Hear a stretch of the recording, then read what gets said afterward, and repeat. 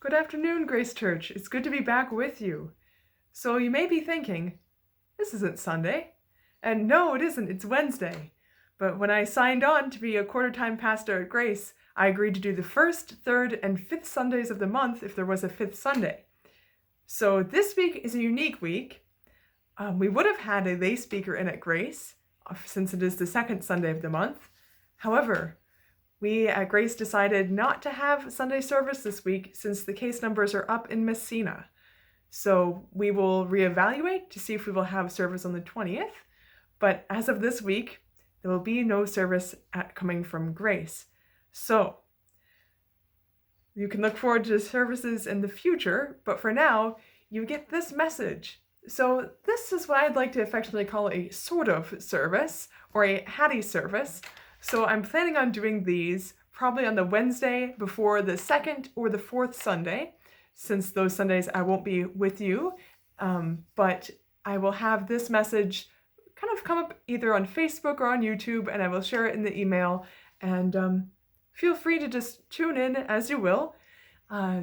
This is not really a service in the strictest sense of the term. It is more of a pondering or maybe a rambling.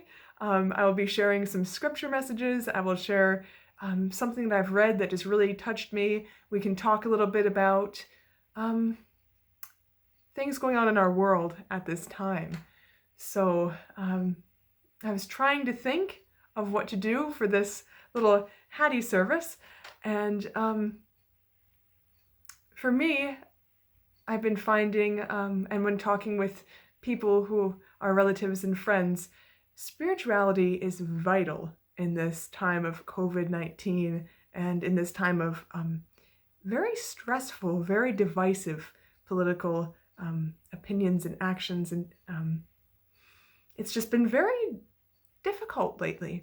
And I think a lot of us are feeling that, stressed out and worried and anxious and ill. Some of us are actually ill from this.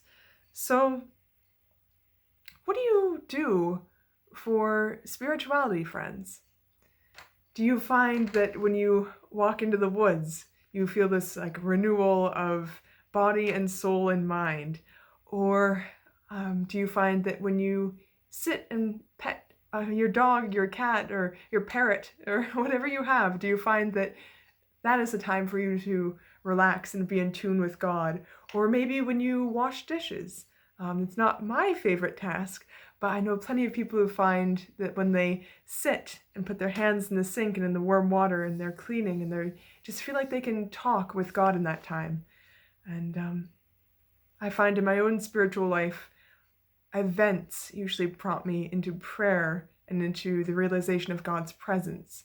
I practice something that I have heard it called popcorn prayer. It might not be the same popcorn prayer that you're thinking of, but it's more like a spontaneous prayer when I hear a siren or when I hear an ambulance or when I hear yelling or something. It just triggers me into prayer. It triggers me into say a prayer for whoever is interacting with that situation, who's ever in that situation.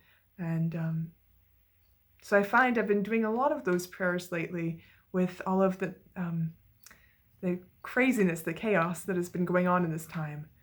But for me, I do find my spirituality renewed in nature. I'm often going on walks or wanting to go off and go hike in the Adirondacks or something fun like that. It's beyond fun. In some ways, it's just this almost spiritual experience. So I ask you, if you feel so inclined, to share in the comments what yours is, and if not, continue to think about that. What brings you spiritual centeredness in this time? So, since we won't be together in person this week, there will not be a service at Grace, even if it's second Sunday, and it should be someone else. I've asked that we just don't meet at Grace. I ask that you would tune in to a different service this Sunday, or that you would go to a service this Sunday somewhere else. If you do that, though, please keep in mind to be extra cautious. I know that you can, just because it is a difficult time, and The number is a little bit higher in Messina, so I ask you just to be careful if you decide to go to a different service. So I just wanted to share the lectionary passages for this week, since we won't be having a service at Grace on Sunday in person here. There will not even be a service online. This will be the service, so if you're looking for something to do on a Sunday morning and there is no Grace service that you haven't seen online already, you can tune into this again. So you would have been hearing from me from Exodus 14:19-31. So if you go to a church or tune into a church that follows the lectionary, you'll be hearing about Moses spreading the waters and crossing with the Israelites as he's leaving Egypt, and what happens to the Egyptian army. Always an interesting and kind of sad reading for me. You'll be hearing about from Romans 14, and I've decided I think I want to read this passage to you now. This one is vitally important in this kind of divisive time that we're in, where we tend not to be as accepting of our other brothers and sisters' faith expressions. It's just very hard when things are so polarized where we are. So I ask you to prayerfully consider this passage. Romans 14:1-12. Welcome those who are weak in faith, but not for the purpose of quarreling over opinions. Some believe eating anything, while the weak eat only vegetables. Those who eat must not despise those who abstain, and those who abstain must not pass judgment on those who eat, for God has welcomed them. Who are you to pass judgment on servants of another? It is before their own Lord that they stand or fall, and they will be upheld, for the Lord is able to make them stand. Some judge one day to be better than another, while others judge all days to be alike. Let all be fully convinced in their own minds. Those who observe the day, observe it in honor of the Lord. Those who eat, eat in honor of the Lord, since they give thanks to God, while those who abstain, abstain in honor of the Lord, and give thanks to God. We do not live to ourselves, and we do not die to ourselves. If we live, we live to the Lord. If we die to the Lord. So then, whether we live or whether we die, we are the Lord's. For to this end Christ died and lived again, so that he might be Lord of both the living and the dead. Why do you pass judgment on your brother or sister? Or you, why do you despise your brother or sister? For we will all stand before the judgment seat of God. For it is written, As I live, says the Lord, every knee shall bow to me, and every tongue shall confess, or every tongue shall give praise to God. So then each of us will be held accountable to God. And then our Matthew reading would have been from Matthew 18. And this is Peter asking Jesus, how many times should we forgive? And Jesus' answer to that. So again, I encourage you to tune in to someone else's service for this Sunday, or find a service that you can be a part of. And even if you don't attend a service, I encourage you to find that spiritual place that we were talking about earlier and just spend some time with God. I think it's important for our faith journeys just to continue to nurture that spiritual life, even if we attend church, just to continue to nurture that throughout the week. Okay, so I can't remember if I told you or not, but there's a book that I started reading in seminary. I was introduced to it through my Episcopal church that I used to attend, and the prayer group that I was a part of really liked mysticism. And this is probably something that you're semi-familiar with if you're a Protestant. I think that Protestants have an interesting relationship with mysticism, since it's something that we might not show elements of in our service very much. We tend not to have smells or bells. We are very plain in our services. So I think when we discover mysticism, a lot of us Protestants are like, ooh, what is that? And we want to know more about it. So I heard of a book called The Cloud of Unknowing. So I pulled up a definition, or rather a quick synopsis of it from Wikipedia, because it's just this quaint book. Here's what Wikipedia has to say about it. An anonymous work of Christian mysticism written in Middle English in the latter half of the 14th century. So that's the 1300s. The text is a spiritual guide on contemplative prayer in the late Middle Ages.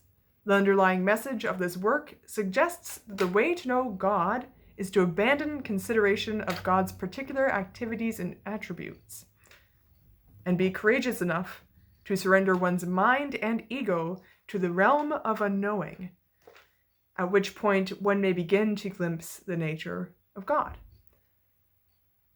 So that's kind of an odd thing. It does sound a little, what do they call it? Trippy, maybe. But this book really, I find it hammers home certain aspects of God that I wonder about. It brings up a lot of questions, but it has a lot of insights. And to think that it was written 700 years ago really makes us seem as one Christian community. So I'm going to read just a little bit to you, since it is a little hard to read with the style of English it's in, but see if you get something from this. And we'll see if I'll continue to read this next week based on some of the feedback I get. So, here beginneth the first chapter. The 4 degrees of Christian men's living, Christian human living, and the course of his, her, their calling that this book was made unto. Ghostly friend in God, thou shalt well understand that I find in my boisterous beholding 4 degrees and forms of Christian persons living. And they be these: common, special, singular, and perfect. 3 of these may be begun and ended in this life, and the 4th may by grace be begun here, but it shall ever last without end in the bliss of heaven. And right as thou seest how they be set here in order, each one after another, first common, then special, then singular, last perfect, right so methinketh that in the same order and in the same course of our Lord hath of his great mercy be called thee and led thee unto him by the desire of thine heart.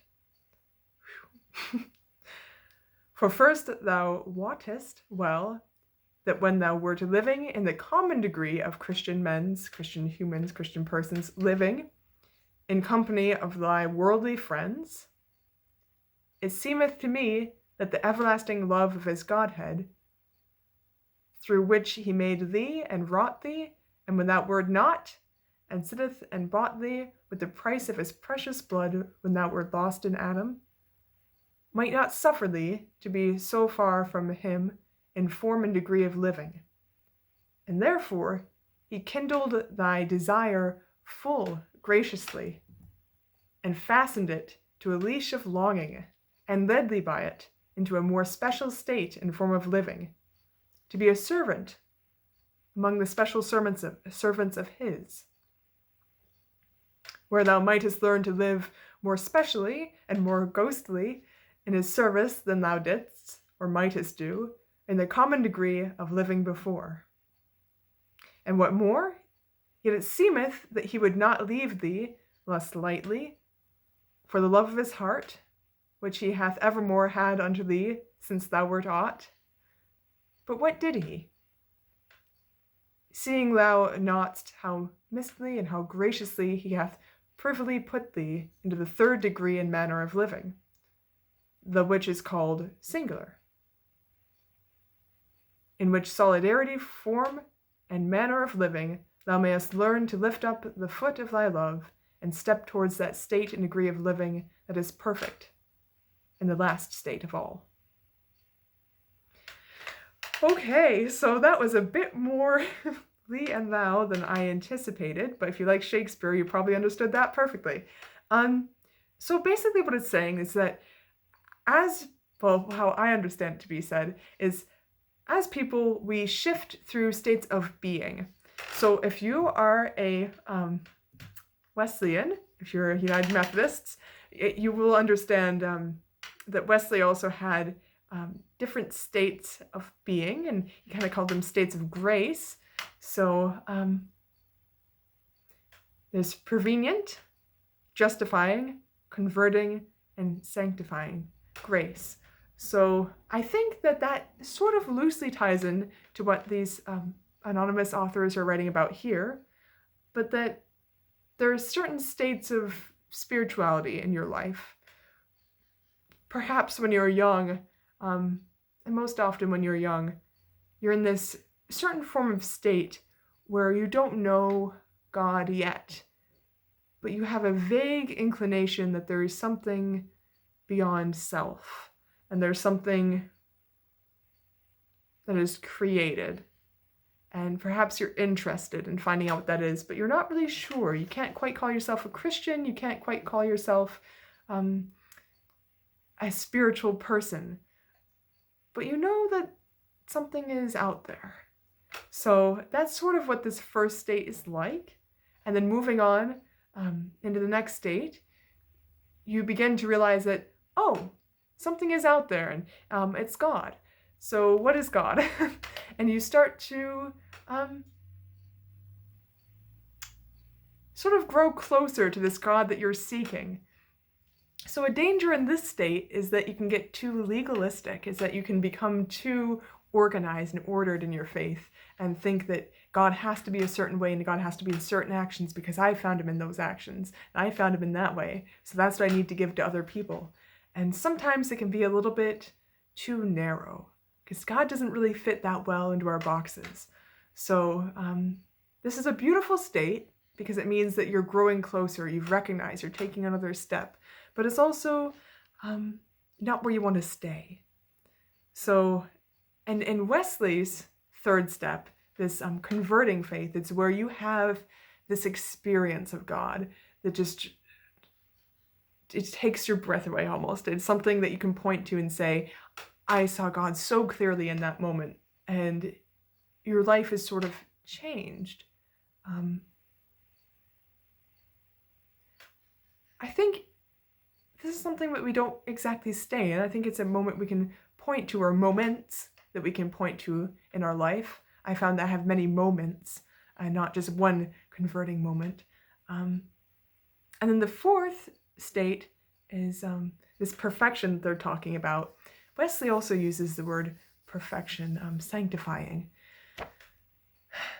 And this is where your heart begins to long for what is right. So your whole life begins to change because you begin to see God in everything, and your heart lines with God's heart. And this is something that some people do not believe is attainable on earth. As a Wesleyan, as someone who follows John Wesley, and as groups of people who follow John Wesley, some of us do believe it's attainable on earth. It doesn't mean that everything will go right for you. It often means that you can be tempted by things. But since your heart begins to be right with God, you don't fall into that temptation that you might if you were still in the other stages as much. So I think that there could be some amount of sliding in between these stages. I unfortunately have known people who have had strong faiths and have lost them over time. And I have known people who have had no faith, or even some form of pushing back against all forms of faith, who have come to some form of faith. So truly, spirituality is a journey. But I encourage you to try and think about, what stage are you in? And what state are you in with your spiritual life? And especially now in these times where there's a pandemic going on and we can't do the things we want to do, and people that we know are sick. And do you find that affects your spiritual stage? Are you full of questions, or are you full of hope? So with that, friends, this is about 20 minutes long, so I'm going to wrap it up there. I hope that you enjoyed that. I might forgo some more cloud of unknowing until I can find a better translation for a little bit. So I hope that you have a blessed week. I'll be praying for you all, and I hope to see you on the 20th, and we'll let you know if that will not be the case. So, peace, friends. Have a good day.